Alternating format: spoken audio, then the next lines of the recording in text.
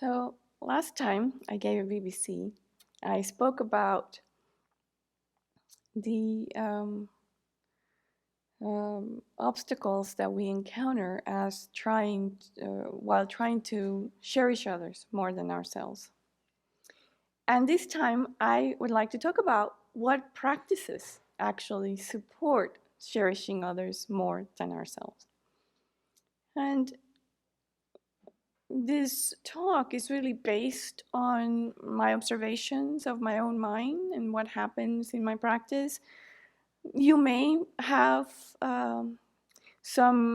you may have encountered in your own practice differences, or you may have different point of views, but I just wanted to share some of the things that have helped me as I am trying to increase this cherishing of others. The first thing that I encounter is that having a positive view of myself really enhances my ability to cherish others. Because when I do that, I establish, first of all, that I am capable of doing it, even though it may seem difficult at this moment. And as I develop a more positive view of myself, I am also better able to develop a positive view of others. So it is definitely a supportive practices and one that has a lot of resonance, not just with this particular topic, but also with other Dharma-related work. And then using that positive view of self as a launching pad, then noticing the good qualities of others. When we start noticing our own good qualities, it's a lot easier to notice good qualities in others and to acknowledge their kindness, to acknowledge what they contribute to my well-being, which then makes it more likely that I can cherish them and their contributions. Also, understanding at a very deep level that it is my mind that's causing my suffering and not other people. And I think this is as I talked about in the last BBC, that's a big stumbling block in um, blaming others, either their actions or imputing motivations on them, but making them responsible for my state of mind. That is a big stumbling block. So trying to address that misconception really opens up the mind and the heart to generate that cherishing. And at the same time, it brings very deeply into my mind the connection that cherishing others is one of those, a huge contributing factor to my own happiness. That is one of the advantages of developing cherishing for others. So those things have been quite helpful in my practice. But also looking at the first two noble truths, the truth of suffering and the truth of the origin of suffering. Why?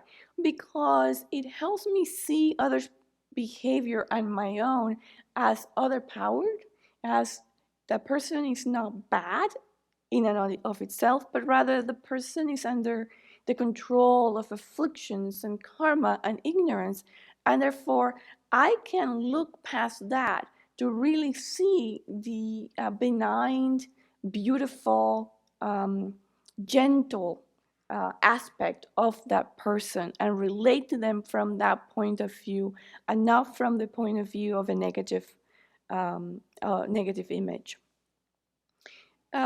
Another practice that is helpful in trying to build cherishing for others is having a basic understanding of karma and its effects, because then this helps me understand that whatever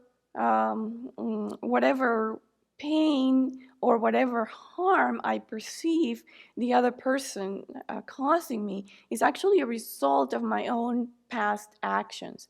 And it helps me keep that person blameless, at least after some analysis, for the pain that I'm experiencing. So when I look at it from that point of view of this is the result of my own past actions that are now manifesting in my life, then I can hold that person harmless and focus on developing loving kindness towards them, which is the next practice that I found very helpful in generating cherishing others, is really practicing loving kindness. I think some of us here have talked about that. I remember a particular um, talk by Venerable Pende where she really talked about how loving kindness is one of her go-to practices. And I found that when I do that, I'm able to open my heart and be more receptive to the other person, and I'm able to drop or put down whatever resentment I'm carrying, which then again support my ability to cherish that person. I've also found the four immeasurables to be quite helpful, because um, I can replace the resentment, the anger, or the jealousy with these four beautiful thoughts, particularly focus on the person that I'm having problems with. And as I am able to transform that mind into these more positive and conducive states of mind, then my cherishing for that person can bloom. And having in mind that myself as well as the other person can change, that we're not some permanent solid phenomena, and that there's still the ability for us to develop a better relationship, there's still the ability for us to develop our good qualities, then that also enhances my view of that person and puts them in a more positive light, which then allows me to cherish them more. And lastly, Tonglen is also a very good supportive practice, as well as rejoicing on others' accomplishments. And I'm sure you've found many others in your own practice. But why does it take so much to cherish others? Why does it take so much work? Well, first of all, because it's an advanced practice.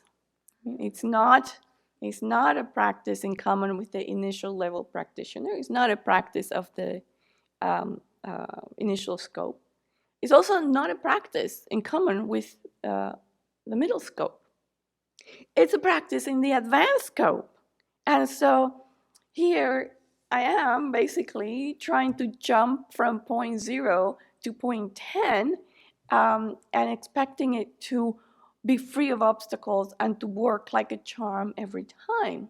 So knowing where these practices are in relationship to the Lam Rim gives us also some idea of, well, it takes a while to get there. And so it makes me more patient with myself, and it kind of opens my mind to think, okay, I definitely need to invest time in the preliminary practice. It is not wise to try to skip the preliminary practice, to jump over the foundational practice in order to try to accomplish something that is for an advanced practitioner. And so it makes me more vested in really accomplishing all these other things that I mentioned earlier, even though they might seem a little less sophisticated. Nonetheless, very important. And because we are going against self-centeredness. I mean, self-centeredness is a big, huge, as we all know, stumbling block. And my mind is so habituated to that it does require tackling it from different angles with different practices to try and reduce that as much as I can.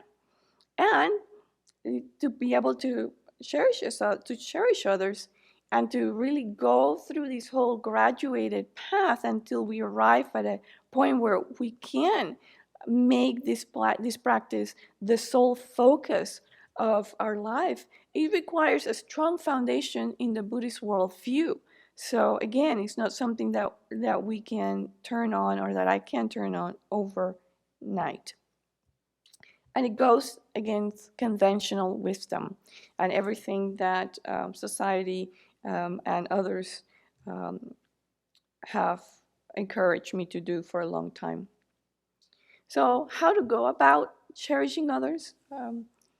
I think the lesson that I've taken away from this practice is, again, to focus on the preliminaries, not to jump or skip over them, but to really practice them with an understanding of the bigger picture of where I'm wanting to go, and do them with consistency and vigor and with a great deal of enthusiasm. And I think the enthusiasm part, the joyous effort, is very important because of the strong and recurring nature of the obstacles. And yeah, having a bit of a acceptance for where I am at, and conviction in the efficacy of the different methods that we're putting in place to get to where we want to go. Thank you.